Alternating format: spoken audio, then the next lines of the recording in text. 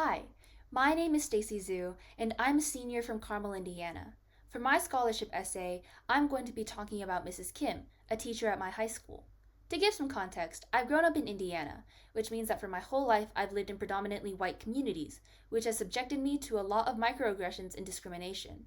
This often made me feel isolated, and after the rise of anti Asian sentiment following COVID 19, I've also felt scared.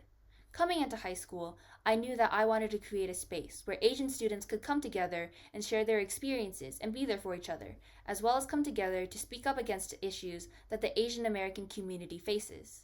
So when Mrs. Kim approached me at the end of my freshman year with the idea of creating Asian Affinity, I was extremely excited. Sophomore year, I started Asian Affinity. Since this was my first major leadership role, Mrs. Kim really helped me plan events, create a structure for meetings, and most importantly, she held me accountable. However, I was afraid of speaking up, not just because I lacked the confidence to do so, but also because I was afraid of making others upset. Mrs. Kim saw this and gave me the most important advice I've heard to this day.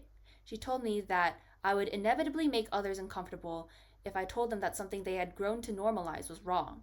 But if I had spoken up about what was wrong, people would have a chance to change. Going forward, I've carried this with me.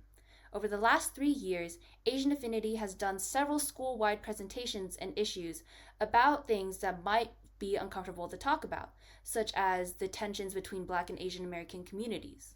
We have also held many fundraisers donating to Asian charities and held events to educate others on various Asian cultures. Asian Affinity has fully grown into a safe space where Asian students can come together and share their experiences and culture, as well as find others who relate to them. It's become a place where we support each other, whether it's by listening to others, helping each other create school-wide presentations, or collaborating on events and fundraisers.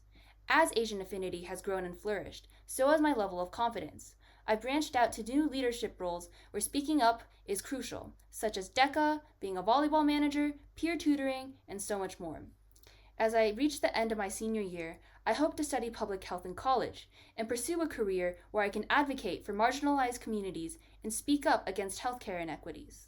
I know I'm able to do this now, as I am not afraid of speaking up or making others uncomfortable with the idea of being wrong. I am confident enough to say what needs to be said and do what needs to be done, and I owe a lot of that confidence to Mrs. Kim. Thank you.